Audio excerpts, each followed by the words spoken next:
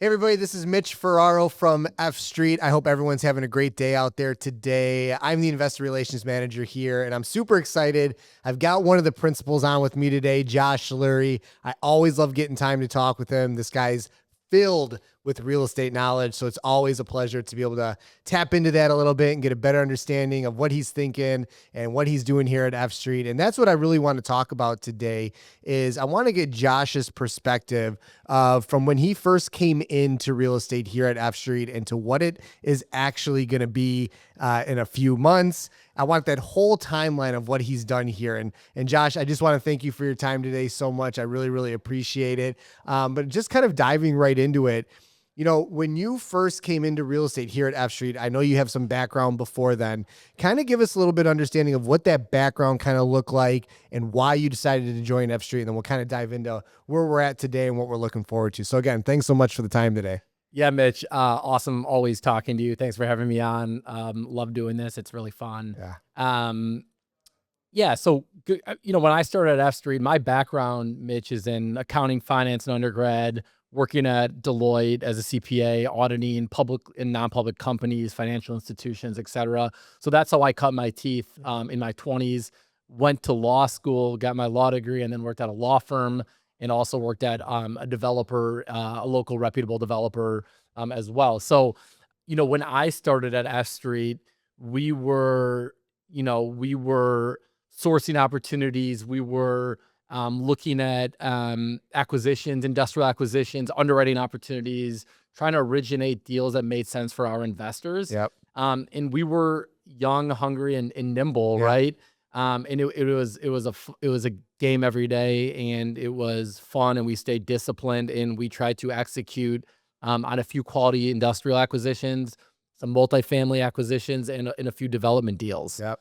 And we were lean and mean, Yep. and we were efficient, and we as a small company, you collaborate often and you strategize quickly, and you don't have the levels of layers of organization. Yeah. So it allows you to react quickly and be able to take advantage of opportunity. Yeah. And so when was that? When did that all kind of start? Yeah, so that all started in 2018, so about 7 years ago. Okay. And I always had a passion for investing. As a young kid, I was buying stocks, buying options, trading in the public markets, and started doing a few fix and flips in my 20s during law school. So always was hungry to do deals. Yeah. But my background provided me the foundation, right? The accounting and financial knowledge, the ability to understand balance sheets and P&Ls, Yep.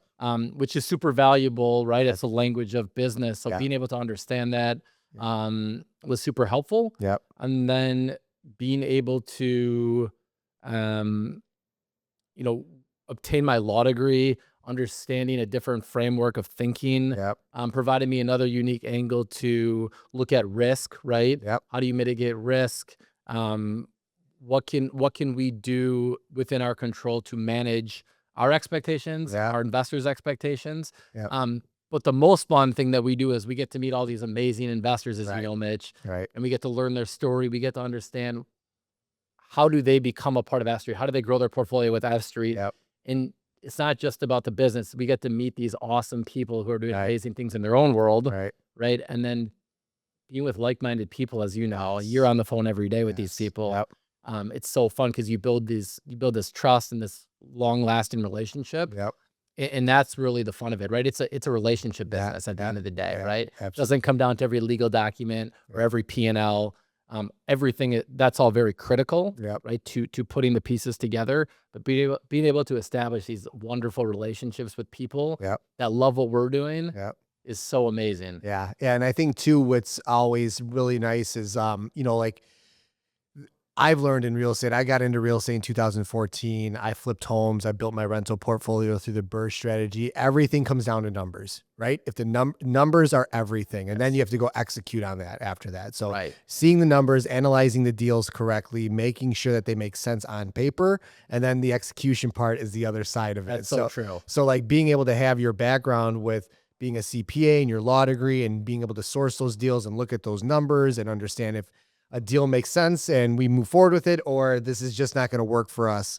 in this aspect because the numbers just don't work, and it would make no sense for us to go try and raise capital for something like that and try to have investors come into a deal like that. Absolutely. With that, I kind of want to touch on, where do you see us today? So, right, you came from 2018, you have the law background, you're understanding the numbers.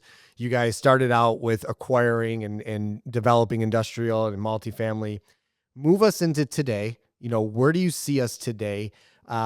Talk a little bit about the team, where that, from when you were super nimble and small to where we're at today in the office. Give us a better understanding of what that looks like. Yeah, awesome, Mitch. And also just going back for 1 second, couldn't agree more, right? The numbers always have to make sense, right? And the pro formas are one thing in understanding the framework of the deal, or if there's a construction component, we're dealing with lenders, right? And having to negotiate term sheets and capital markets. So there's a lot of implications in what we do.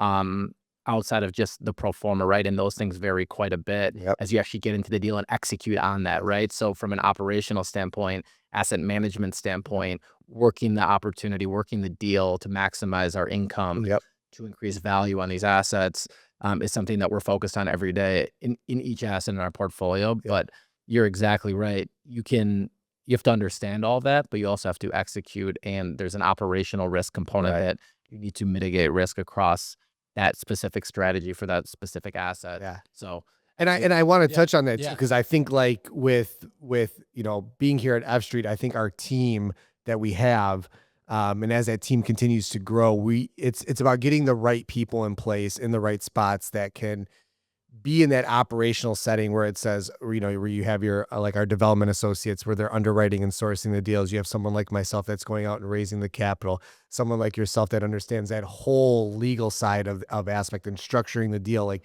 getting those right people in place. And which is why I absolutely love working in this space and working here, is because I feel like getting the right people into place. And what you guys have done is getting that team together so that we can source these deals correctly and make sure that we're getting the right deals to give out to our investors so that they can come into those. Totally. And that's a great segue, Mitch, because you're hitting on so many things that resonate with me. It is all about the people, truly, right? At the end of the day, we are seriously, every day we're focused and serious about building our culture. And you build culture through people. And hiring the right people and going through an appropriate vetting process with people that are young, ambitious, energetic, are disciplined, have a good work ethic, and are eager to learn. And that's the number one quality. I always, when Scott and I are hiring, or Mike or the rest of our team, we're looking for people that are that have obviously a great resume, right? Have succeeded in prior sports and school, and are ambitious to learn. And most importantly, which is what I always say,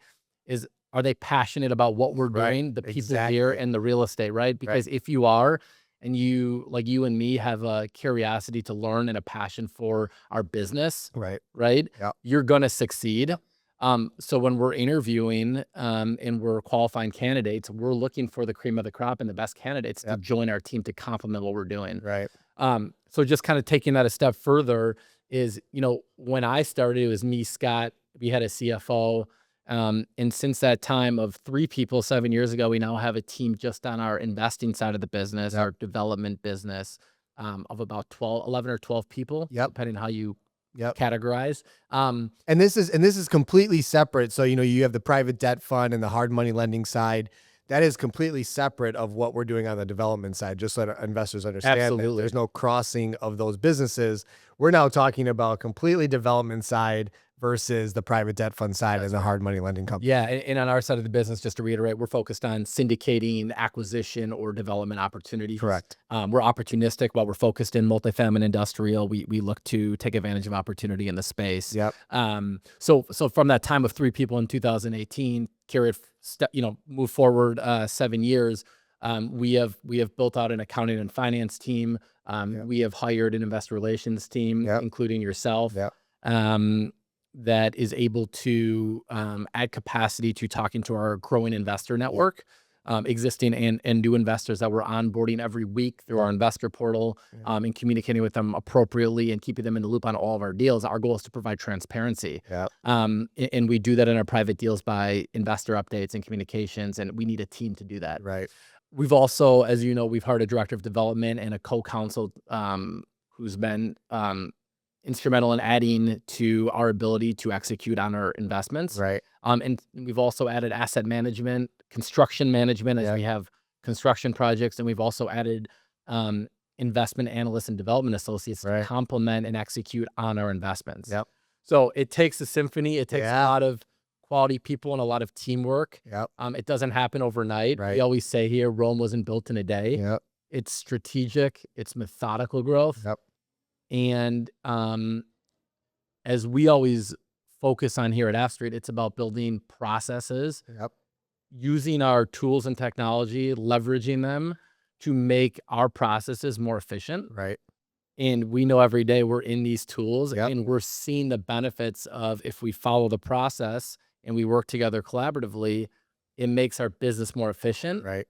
And as you know, Mitch, what that does is it gives us more and more confidence to speak to our investors, right? Yep. And get them excited about what we're doing Yep. and the investment opportunities that we can present to them. Yeah. And always, as those processes are they're always evolving. They're always being tweaked. We're always making sure that we can continue to make them better, to continue to make them more efficient, because at the end of the day, there's a lot of moving parts, and you may find an opportunity where it's like, hey, we could have done this maybe a little better, and we tweak that process or that system. And I think that's a thing today with a growing business that you have to be very mindful of. If something can be tweaked or should be tweaked, absolutely do it to better be more efficient. I think it's really cool too. You talk about three guys on the development side to this team of 11 and 12 people now. Give us, it is an exciting time here at F Street. I'm not going to lie about that whatsoever. Like it is, I'm very passionate about this stuff. I see the opportunity. I see the growth. Give us an understanding of, what you are seeing now. Again, we are on the industrial development side, on the industrial acquisition side, same thing on the multifamily side, development and acquisition. Give us an understanding of where you are seeing F Street going. Give our investors an idea of what they can see from us in the future, because obviously we are going to continue to grow our investor network. We're going to continue to have deals. Give us what you're seeing in that space. Yeah, absolutely. Well, just taking a quick, as to set the framework, we don't have a general fund where we're forced to deploy capital, right? Right. So we have strategic and methodical growth because we're syndicating opportunities that we find compelling, and then we're presenting that to the investor group. So we grow as the opportunities present themselves, or when I say present themselves, we're working every day to find these compelling investment opportunities for our investor group. Right. And as we find these deals and do our due diligence and underwrite these opportunities where we feel really strongly about, then we're going to capitalize and structure these deals and bring in our investors to these deals. And we invest also into these deals. Right. So I guess I say that because it's tough to always forecast the exact pathway to growth. It's not linear. Yep. We could have a really strong quarter where we're adding 3 great acquisitions, and we might be slow for 3 months. Yep. Just as a product of we're not finding that same caliber of opportunities to present to our investor group. So it ebbs and flows, as we all know. Yep. But the disciplined process to find a certain deal a certain framework or type of deal. Yep. Our goal is to source those quality acquisitions or developments. Yep.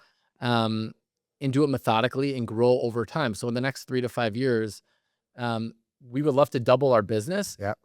But that exact pathway might be a little rocky or long. You're not necessarily forced to. We're not forced to. Yes. Right? Yeah. So, and we also keep in mind we have an existing portfolio that we're managing, that we're executing on, in addition to adding new investments. Right. So both are important. Yeah. We have to make sure that our existing portfolio is strong and quality, and we're paying significant attention to that with our team. Still executing on those opportunities, making sure that they're running the right way of what we've targeted for the investment. Yes. Make sure that those are going really, really well. Yeah, I totally agree with that. But as we find these, on the development side, as we can kind of forecast and map out when these deals will start, we really have the time, and we control those development opportunities through our discussions with the municipality and lining up the pre-development items and getting it ready and teed up for construction and raising the capital and structuring the deals. Yeah. And raising the debt and equity, right? Yeah. And I think it's important for our investors to know that there is a lot that goes into, especially on the development side. There's a lot of city council meetings. There's a lot of understanding what the structure of the deal is going to look like, the numbers. the land acquisition, all of these things. And so our investors know it's not like we're coming to you first to see if we can raise the money for these deals. We're actually putting all of this stuff together so that we can package it in a nice little tight package and present it to our investors and say, hey, this is what the deal looks like. And if we're coming to the market with a deal, our investors should know there has been a lot of due diligence done on our end to make sure that the numbers pencil and this is a really good deal for our investors to come in. And I think it's nice too, because I've seen it personally where you guys have seen deals and maybe you've put a lot of due diligence into them and you're like, you know what, this just isn't going to work. Like that happens all the time, right? Exactly. I mean, at the end of the day, it's a numbers game. Yep. You have to be in the market and looking for opportunity and stay disciplined in terms of your pricing and your terms and how we underwrite the deal and how we see the opportunity. Yep. We get no all the time, right? Yep. And no's are okay. Right. The best hitters in baseball, right? They hit 333 average. So we have to just stay disciplined to our process.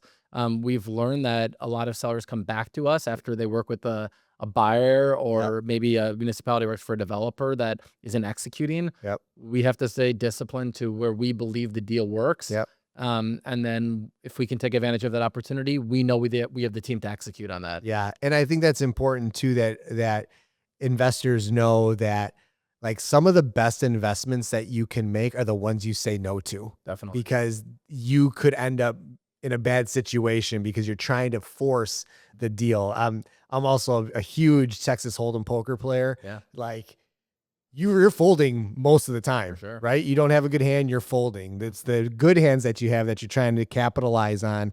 And I think that's the same way with real estate. You're trying to execute on the really, really good deals. Right. And where can you kind of stack, maximize your, where is your advantage, right? Where is your competitive advantage in the deals? How do you take advantage of opportunity and double down? Yep. Right. Like in blackjack, yep. Right. You can maximize your opportunity. You can double down. You Yep. can increase your bet. Yep. So there's certain deals where we feel really strongly about for many different reasons, a variety of reasons that we don't have to get into right now. But how do we get aggressive? Do we shrink the timeline of closing? Can we get a better purchase price and take advantage of that opportunity as a function of seller needing to sell? Right. So adding value to a building, extending a lease, having a TIF, a tax incremental financing on the development side. Like these are all of the actual advantages that we can bring in to try to make a deal make sense and have it work. And if it doesn't make sense, as you said, you have to stay patient, right? And we don't want to chase opportunity here. And our investor model allows us to do so, right? Yep. There's a lot of funds that are focused on deploying capital. They have to deploy capital. They have a mandate from an investor or a group of people. Yep. And that's sometimes, frankly, a product of the business we're in, but it also creates problems for those groups that are forced to deploy capital. Right. But it also presents opportunity for groups like us who can stay patient and nimble and only take advantage of opportunity when we want to take advantage of that opportunity, and then present that to our investor group, which is why I love our model so much. Absolutely.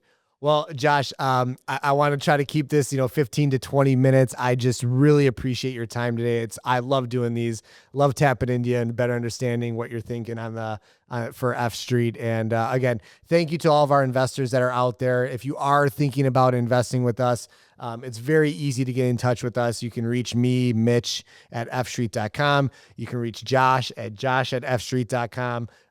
We're available. I think that's one of the best things about our business as well, as we communicate very efficiently. We respond, we pick up the phone, we answer texts, we answer emails.